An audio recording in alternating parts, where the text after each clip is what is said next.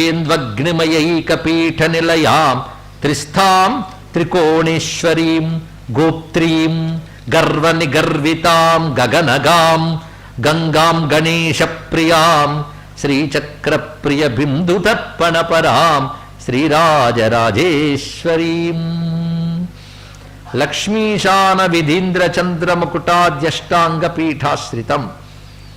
లక్ష్మీ ఈశాన లేదా లక్ష్మీశాన అంటే లక్ష్మీదేవికి ప్రభు అయినటువంటి వాడంటే నారాయణుడు. ఆ నారాయణుడు, బ్రహ్మదేవుడు, ఇంద్రుడు, చంద్రుడు మొదలైనటువంటి వారు తమ కిరీటములు వాల్చి నమస్కారం చేస్తున్నారు అమ్మవారికి. ఆ నమస్కారాలు పొందుతూ అష్టాంగ పీఠాశ్రితం, అష్టాంగములతో కూడినటువంటి పీఠమునందు ఉన్నది. ఇది మంత్ర సంబంధమైన స్వరూపంగా మంత్రములు ఉన్న ప్రధాన భాగములే పీఠముగా ఉండడం, ఆ పీఠమునందు అమ్మవారు ప్రకాశిస్తుండడం ఒకటి. అష్టాంగము అన్నప్పుడు పీఠ శక్తులను కొన్ని ఉంటాయి.